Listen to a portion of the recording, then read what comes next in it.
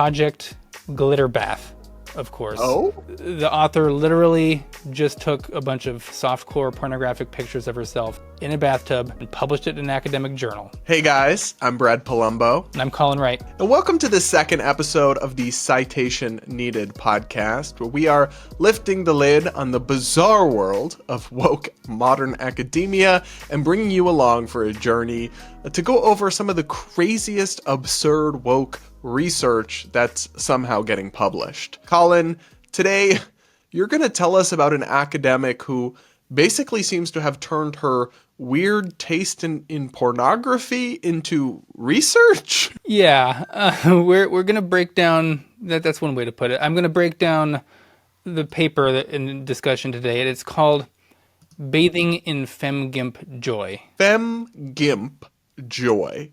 That's a new one for me. How would you summarize this paper? It was new for me too, so as you can imagine. The author describes the paper on the website or in the paper itself as, quote, an artist's statement that, quote, flaunts femme-gimp strategies for navigating and negotiating cultures of undesirability through the creation of queer crip porn and collective care. Now, that's kind of a mouthful. I had to read that a few times before I could get through it all. But if you want to ask me, like, how I would summarize it, like, that's how they summarize. But if you ask me, I would say it's a mentally disturbed person that's attempting to legitimize and share what's really a bizarre fetish that she has with the world. I'm not a huge kink shamer. I think there are some kinks that probably should be shamed, but I think most should be kept private. And this person certainly did not keep any of this private. Who exactly is this woman? Yeah, I had to look her up. So her name is Lori Erickson. She self-describes in the paper's bio section as, quote, a white settler queer femme gimp cat lady, and a quote lover of sun, social justice, and sparkly things, among other interests that she listed. There's a whole list of stuff. She apparently has a master's degree in critical disability studies from York University, and even a PhD in environmental studies. Although I looked, you won't find much about the environment in her current research or even her dissertation, which all seem to really just focus on this intersection of eroticism and disability, but from her own subjective perspective. Yeah, we talked about this last time, but it seems to me to be a good red flag because there's nothing wrong with studying disability. Obviously, disability is an important aspect of human life, and people who are disabled should be treated with kindness and respect. But critical disability study, anytime you see that word critical theory, critical race theory, it seems to me that's a red flag that what we're really talking about is more like woke pseudoscience than serious study. So anyway, Colin, where was this interesting erotic reflection published? Yeah, doing these deep dives, I familiarize myself with a bunch of new journals now that I never saw before. This was published in a journal, a niche journal. It's called, appropriately titled Feral Feminisms, which it describes itself as taking the, quote, the feral as a provocative call to untaming, queering, and radicalizing feminist thought and practice today. You're telling me you're not a regular reader of Feral Feminisms? I keep this on my coffee table. Yeah, it's a good coffee table book. It's a page turner, that's for sure. I mentioned I called this a niche journal, and some people means maybe we're just cherry picking and this journal can be disregarded. But that's not really the case. So niche doesn't mean pointless, non-influential at all. This journal, it's been around since actually 2013, and the role these journals play is really getting people's articles published that are chapters of their PhDs and their dissertations, and this is kind of an example of their scholarly work. So just because this isn't Nature doesn't mean it's not really contributing to the pipeline problem of woke, crazy activism research getting in and getting real doctorates and taking over the university. Yeah, well, something tells me the reflections on Femme Gimp Joy are probably going to be contributing to that problem. But before we unpack this paper, I think we have to do our thing that we normally do, where we preview some of the vocabulary so people following along at home can understand what all of this is saying exactly. What terms do we need to know going into this? This paper has some specific kind of off the wall vocab, and I'm sure as we do more episodes, the viewers, the listeners will kind of understand what these terms are. But right now, we're just kind of getting a smattering of a bunch of different terms that we'll all need to get familiarized with. So I haven't heard of a lot of the vocab in this paper until recently either. One that I think is important is the word crip. So the term, this is not like Snoop Dogg or something here. This is, the crip is short for cripple here. And it refers to the field of crip studies, which looks at disability from a socio-cultural perspective. That's kind of what it claims to do. That's sort of the mot. It sounds legitimate when you hear it, when they defend that position, but then it kind of gets crazier in practice. And we'll see how the methods that are employed here really do not fit the purpose that it claims to be trying to address. Wait, I thought cripple would be considered like an offensive term these days to refer to somebody who's disabled. Yeah, you might think that these are pejorative terms, but using those terms in this context is kind of the point.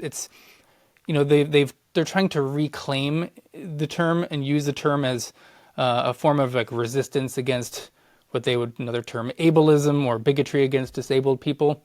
So crip studies specifically tries to deconstruct the norms around bodily ability, I guess we could call it. It's embedded within queer theory, which, as we've covered before, is about blurring boundaries and breaking binaries that they think we've all been indoctrinated to have by people in power trying to keep their power and everyone else oppressed. This is, as with most fields, they're often built kind of around this nugget of truth. And the nugget of truth here, I think, in this paper or in crip studies, is that, perhaps society should be more accommodating to people with disabilities, and in many ways we've improved in that. And maybe we should view it as sort of an aspect of humanity rather than treat disabled people poorly and unfairly. It's usually not their fault that they have a certain disability. Most people I find really do want to accommodate people with certain disabilities, or at least find jobs that they're able to do. But crip studies, like we constantly are seeing in this kind of woke atmosphere, they take things to the utmost extreme, which we'll see as we get into this paper. Yeah, for sure. I monitor TikTok conversations and activists pretty closely, and disability TikTok is unfortunately pretty interlaced with kind of the furthest left, most absurd woke ideas and talking points imaginable. But I think most people agree, like, we need to accommodate disabled people and treat them respectfully. What else do we need to know before we dive into this paper? So a couple more terms. One is femme. This might be a bit more confusing because it has, I think, several meanings to it. So it can be synonymous for feminine, but in these fields, it's often used as a way to expand our binary understandings of men and women by having people who are viewed as feminine challenge certain social norms. So I had Grok sort of attempt to summarize what femme means in sort of the critical studies area. So according to Grok, so take it with a grain of salt, femme in critical studies papers is often used to delve into the complexities of gender performance, identity politics, cultural critique, and intersectional analysis, highlighting both the empowerment and challenges associated with embodying femininity in non-traditional or queer contexts. All right, that's femme then, I guess. But what the heck is a femme gimp? Yeah. So a femme gimp, this term is invented by the author. That's pretty common we see in these papers.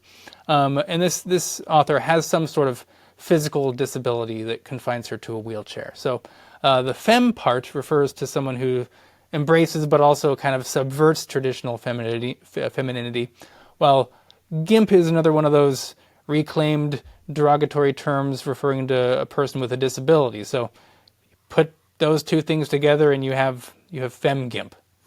I love how in all these papers they seem to think the dictionary is a choose your own adventure book. Like you can just make up your own words and terms. And I guess you can. I guess these journals allow it. Any other vocab we need to go through before we get started? One more term that I think a lot of people read past this term is the word joy. Okay, it's worth looking at because believe it or not, joy doesn't mean what you might think it means. Okay, it's not merely being happy or elated as most of us probably would think when we read the word joy. It's actually in the critical studies. It has an ideological meaning that has to do with resisting societal norms and oppression and celebrating one's true self or identity outside of this binary thinking. Yeah, you hear it with trans, joy is Yes. resistance, like that kind of thing. Yeah. This is a big part of like I don't know if this was intentional, but like Kamala Harris campaign, it's all about joy. And it's like, where did this term, why is everyone saying the word joy all of a sudden? It's weird. In crip studies specifically, though, joy, it's about resilience, navigating a world that oppresses them, or they would often say, the world isn't designed for people like us, which, we try to accommodate it, but you can't design everything for every conceivable disability in the world. It's also an attempt to, again, the word queer, what they would call normative expectations about happiness and claiming that it should rest in the act of disrupting norms. So you disrupt the norms, this makes you elated and you have joy. So again, putting all these things together, femme gimp joy is just putting all the terms above into a blender, and that's what we get. All right. Well, I guess now we have our vocabulary covered, and you really do learn something new every day, I suppose. But getting into the paper itself, what was the thesis or objective of this paper? The apparent goal of the paper is to purely challenge the norms at the intersection of femme and gimp, or rather, if I put it in layman's terms, traditional femininity and our views of disability. Oh, okay. Interesting, I guess. Well, how did they do this study? Like, what was the methodology? Project Glitterbath, of course. Oh? Project Glitterbath. I'm not joking. The author literally just took a bunch of softcore pornographic pictures of herself in a bathtub filled with a glittery bath bomb and published it in an academic journal. She describes this as, I'll quote her directly, transformative pleasure in reveling in the excesses of femme gimp joy, or even a, quote, deep, glittery femme gimp joy. So we're going to have to censor those pictures when we put them on screen on YouTube. But, like, I really did not need to see that today. I did not need to see all of that. When I looked at this paper online, I'm scrolling down, and the photos are just right there immediately. So I was not prepared for that. The point, I guess, according to her, she claims that taking a glitter bath helps. Again, quoting this person, I don't want to take this person out of context here. Counter the violence of cultures of undesirability, which is a term that she invented to describe, quote, the multitude of lived experiences and structural practices that determine and undermine the collective worth and well-being of marginalized communities. One way to counter this violence inherent in the culture of undesirability, as she says, is to, quote, to collectively lean into, learn from, and flaunt sites of shame as sites of resistance. And I guess that's what a disabled woman doing softcore porn in a glittery bath achieves, apparently. She says the glitter bath was an act of bathing in femme gimp joy. Now, Brad, if you want to read a more detailed description of it, please go ahead. I'll do my best.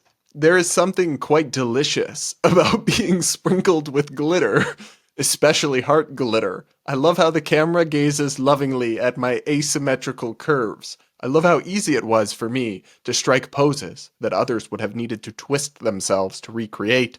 Plus, a glitter bath is about as far away from institutional functional modes of care as you can get. This project also mocks the neoliberal trope of the self-care bubble bath by creating the most decadent, sparkly bubble bath imaginable and making it a collective affair. I didn't get into this bath alone, sprinkle myself with glitter, or take the pictures and video. My care collective is made up of community-oriented, caring, funny people who made this glitter bath possible and fun. I think we can stop there. Yeah, we'll stop there. But I feel like this reads like a quirky person's diary entry more than academic research. Yeah, I mean that's essentially what these things are. They've turned their Tumblr blogs into academic articles, and no one apparently can tell them not to get these things published because, especially in this author's in the case of this author, this is a disabled author who has all the intersection points you can imagine. So to reject one of her papers, I think would be a supreme act of oppression that they couldn't stand for. Yeah, we would never dare to question the infinite wisdom of Glitterbath studies. Well, actually, we would, because that's kind of the point of this podcast. What's the wrong with this methodology exactly? Or I guess a better question is anything right? What's right with it? Yeah, I mean, it's hard to answer that question because it's just so obvious. I mean, she literally did softcore pornography in a glittery bath and passed it off as research. I, I wish I knew about this method, this alternative method of research when I was in grad school. I could have graduated in far fewer years than the 5 years it took me to.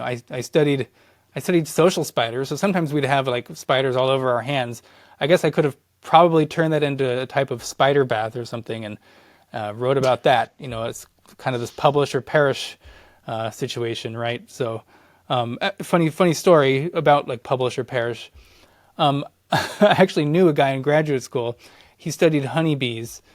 He wrote about a paper about how painful honeybee stings were on various parts of his body, and he actually stung himself with bees several times on each part of his body, including, yes, his penis. Oh, That's how desperate he was to publish papers in peer-reviewed journals. At least this was actually science, it's at quantitative methods. But I'm sure, judging by the fact that he stung his penis with a bee, I'm sure he would have probably jumped at the opportunity to take a glittery bath if he knew that was even an option on the table. so what do we conclude from this interesting detour into this woman's bathing habits? What were the findings of this research? I'm not sure I could summarize it, so I'm going to have to pass it on to her. So, according to Lori Erickson, she, quote, hopes this work helps bring into being a world where all baths can be glitter baths, if so desired, where marginalized communities feel and flaunt their magnificence. Just like glitter, queer crypts are resistant, resilient, and excessively sparkly. Oh, okay. That's like the conclusion section, I suppose. I feel like she's reading a little too much in. Like I don't think your bath is actually that deep. But what? How would you kind of make a more serious critique of these conclusions? It feels like we're being generous even calling them that. So, like all, if we're going to call it research of this kind, they didn't find anything. I mean, that was what we read above there was basically the conclusion of the paper. This was just a type of performance art, much like what we saw on the Loving the Brine Shrimp paper from last week, where the author, as people will remember very vividly, married a brine shrimp in Utah's Great Salt Lake and made love to it, the lake anyway. Of course, there's nothing wrong with performance art. I quite like performance art, but there's certainly nothing scholarly about marrying shrimp or taking glitter baths. That's the main point I can't emphasize enough. People are getting PhDs, marrying shrimp, and taking glitter baths. So you have to call this femme gimp doctor now, okay? She has a PhD, No. and her PhD was on similar, femme gimp glittery nonsense. So, yeah, Dr. Femme Gimp. So it sounds very strange to refer to her that way, but I guess I would never want to disrespect the state of modern academia. So what's the bigger problem this connects to? Like that's kind of the point of this show is to touch on these broader issues. Which broader problem does this research kind of play into? Because it's not necessarily like the most popular or legitimate journal. Yeah, I mean, I haven't heard about this journal before. It doesn't have a very high what they call like an impact factor, so they're not getting cited a whole bunch. But that's I not do really read it the every point. week, of course. It's on my coffee table. I'm reading. I subscribe to this Feral thing now. feminism. Yeah, this is on my regular reading list now as we're doing this show. But the point isn't whether it's a big journal. As we say, like last week, marrying brine shrimp and the queering babies, those were published in big journals. So they're willing to publish equivalent nonsense even all the way up to the top. One of the main issues that I have with these, and I've mentioned this before, not on this show though, but I'm an evolutionary biologist. I consider other sort of pseudoscientific fields like creationism and intelligent design, I consider those to be pseudoscience. And they rightfully don't have a place in science or in the academy, I think.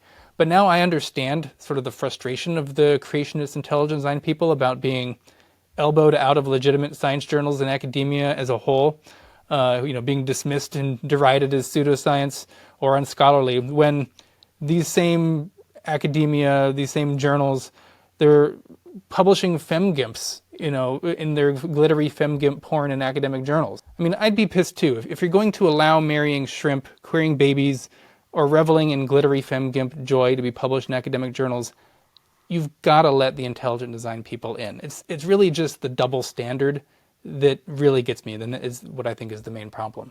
Yeah, I'd feel pretty hard done by as well if I was somehow had any kind of research I wanted to get published and was shut out, but these people get to publish their stuff. Like, I'm starting to think that if these journals didn't have double standards, they wouldn't have any standards at all. But that's more than I ever needed to know about woke academics, pseudo-erotic glitter baths. But up next, we're going to take a look at some very serious scholarly work about the apparent connection between tarot card reading and LGBTQ identity. Yes, seriously, that is the topic of the next paper we're going to do a deep dive into. But if you want to join us as we break down this hilariously absurd paper and also read a truly bizarre poem that was published in a medical journal, you're going to have to sign up and become a supporter on our Substack and join us behind the paywall.